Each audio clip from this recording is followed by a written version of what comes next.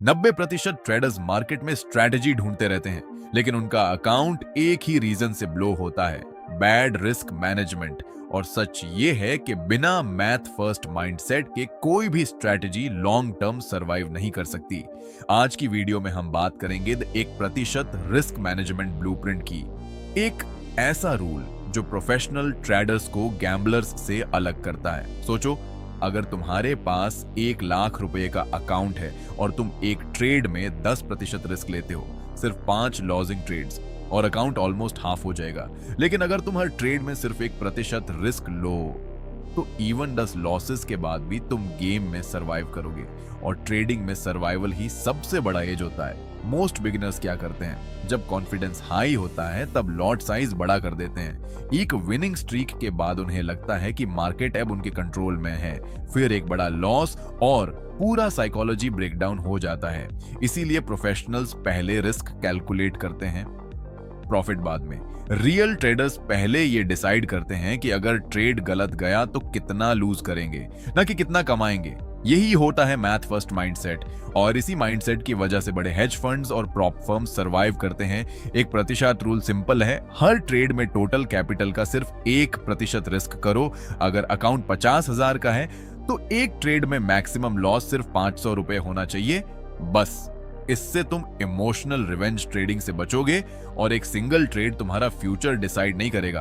अब प्रॉब्लम यह है कि लोग सिर्फ एंट्री स्ट्रेटजी पे फोकस करते हैं। RSI, MACD, smart money concepts, ICT, indicators, signals सब सीख लेते हैं, लेकिन पोजीशन साइजिंग नहीं सीखते। और बिना पोजीशन साइजिंग के बेस्ट स्ट्रेटजी भी फेल हो सकती है।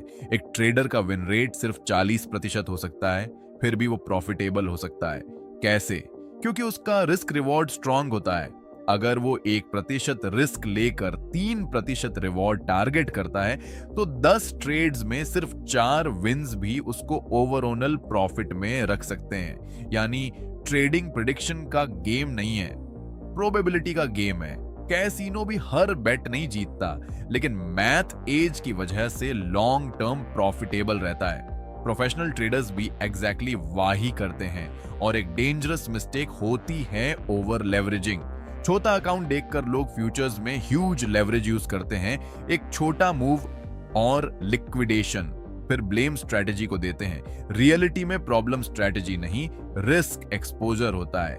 अगर तुम मार्केट में लॉन्ग टर्म सर्वाइव करना चाहते हो, तो अपने आप को एक स्नाइपर की तरह ट्रेन करो। हर ट्रेड इंपॉर्टेंट नहीं होता, कैपिटल प्रोटेक्शन सबसे इंपॉर्टेंट होता है।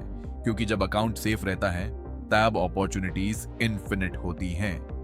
याद रखो, प्रोफेशनल ट्रेडर्स का गोल हर ट्रेड जीतना नहीं होता। उनका गोल होता है कंट्रोल्ड लॉसेस और कंसिस्टेंट एग्जीक्यूशन।